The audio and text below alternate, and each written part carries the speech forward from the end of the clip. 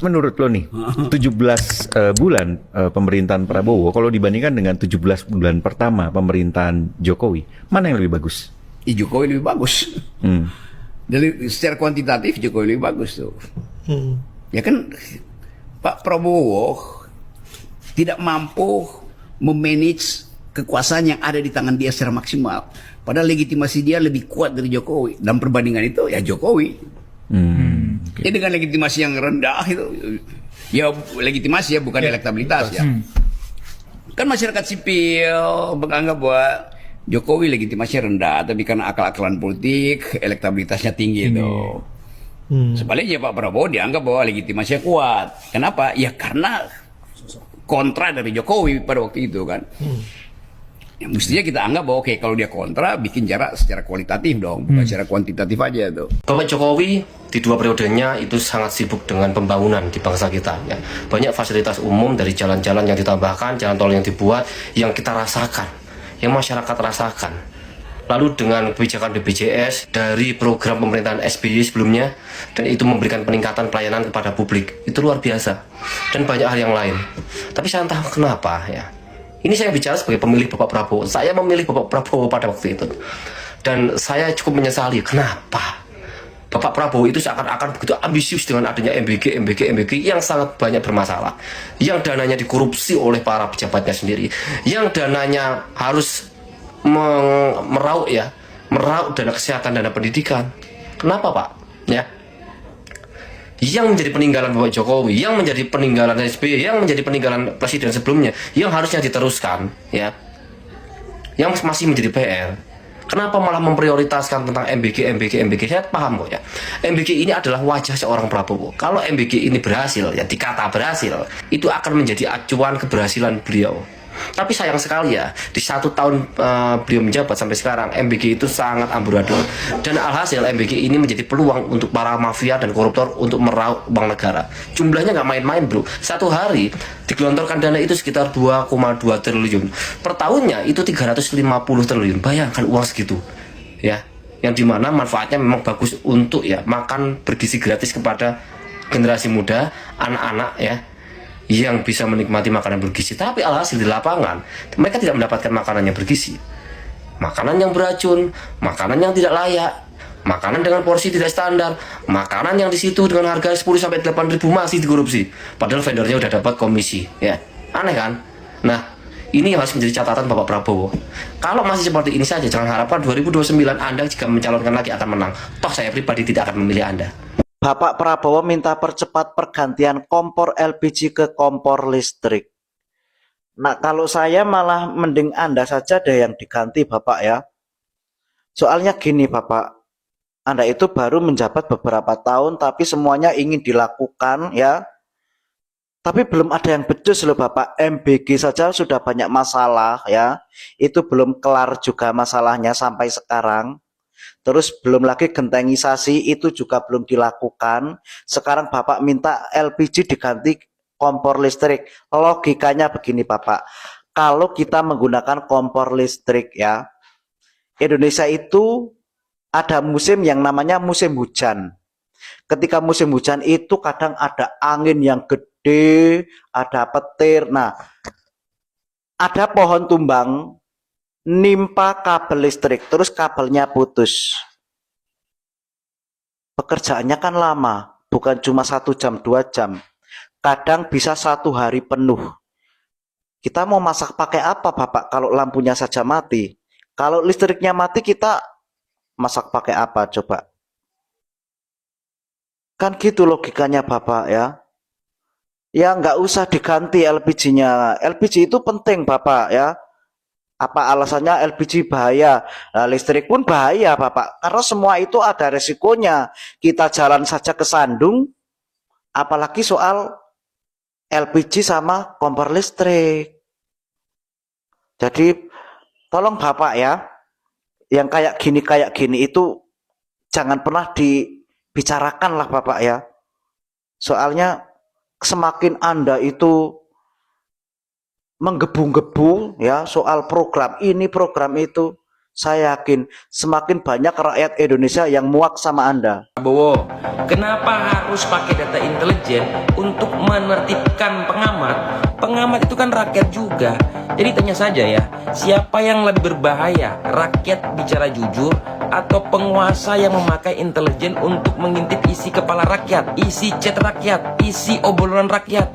Takut dianggap gagal. Ini kan sama saja, artinya kekuasaan memata-matai pikiran warganya sendiri.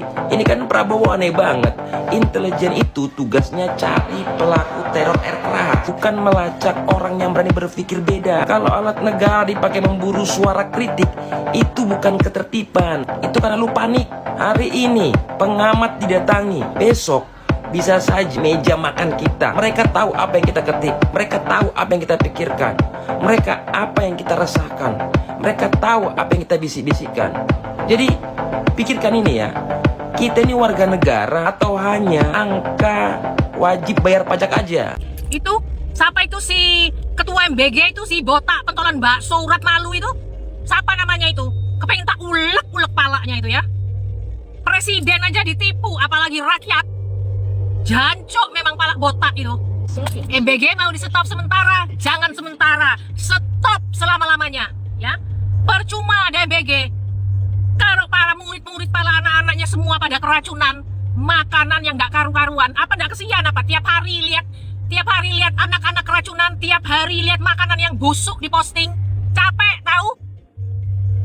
Coba dulu sekali ya, MBG itu diberikan kepada para pengelolanya, ya suruh mereka dulu yang makan. Gimana rasanya disaksikan sama masyarakat dan para siswi? Ya, coba disuruh dulu itu para pengelola MBG makan MBG mereka. Saya sebagai warga masyarakat, laporan yang masuk ke Pak Prabowo itu banyak yang tidak sampai yang realitas di masyarakat itu. Oleh sebab itu yang muncul puji-pujian terhadap semua program. Padahal di masyarakat ada fakta-fakta yang tersiar secara meluas. Tapi lalu ada penyaring informasi itu dari rakyat ke presiden, kemudian juga dari presiden ke rakyat mungkin tidak semuanya bisa jelas karena informasi yang masuk tidak ada. Ya, itu teman-teman, menarik tadi pernyataan Rocky Gerung.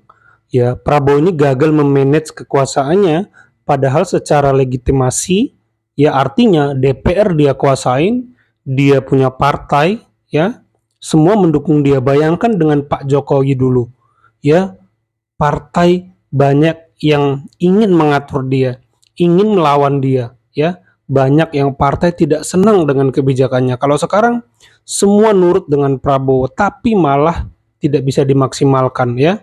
Pak Jokowi dulu IKN, ya, infrastruktur banyak perlawanan, ya. Tapi sekarang Pak Prabowo kita lihat diberi keleluasaan, ya inilah yang saya bilang kebablasan. Makanya perlu kontrol ya. Dan anehnya hanya PDIP yang saya dengar bersuara perihal MBG ini ya. Teman-teman bisa bayangkan uang 300 triliun sudah 2 tahun ini berjalan.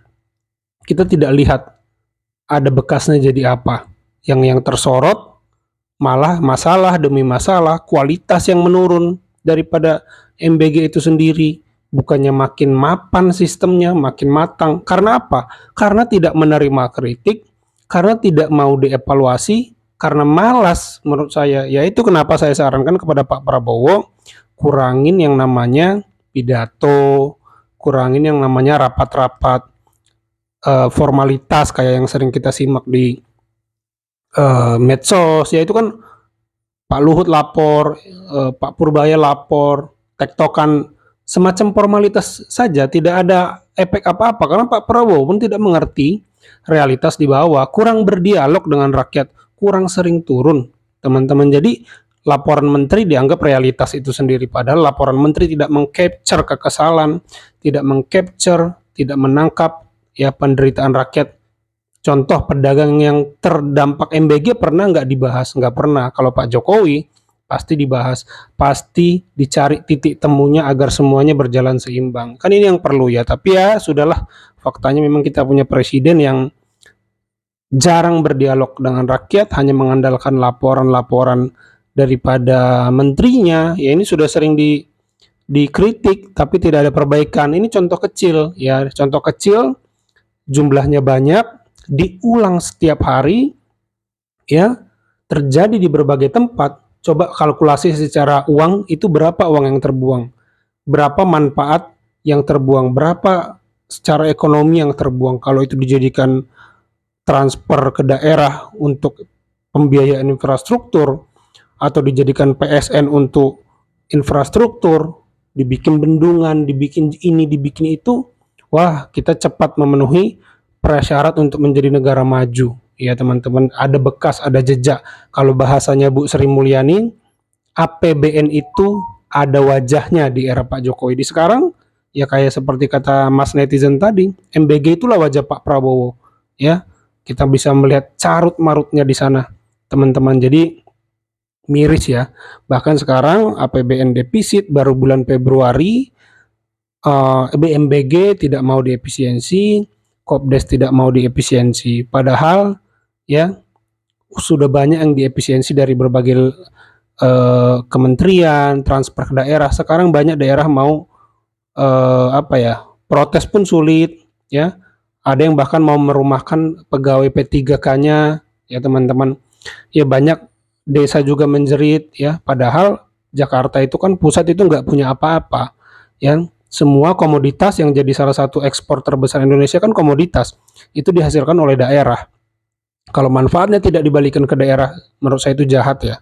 Ya, karena semua cadangan devisa kita, ekspor kita itu komoditas. Komoditas itu bukan dibikin di Jakarta, dari berbagai daerah, gula, kopi, jahe, pinang, ya.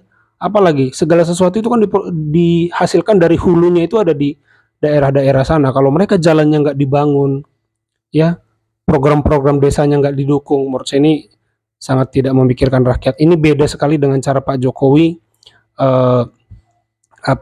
melayani rakyatnya ya teman-teman. Ada masalah, ada korupsi, benar, betul. Tetapi bukan berarti jadi alasan semua dipotong-potong dan membiarkan daerah ini kesulitan. Ya seolah-olah MBG dan koperasi ini bisa menyelesaikan semua permasalahan rakyat. Ya, yang setiap daerah punya karakternya masing-masing, masalah itu wajahnya, karakternya, masalahnya berbeda-beda. Itu ya teman-teman. Kalau menurut teman-teman bagaimana, coba tambahkan di kolom komentar. Sampai jumpa di video saya selanjutnya. Terima kasih.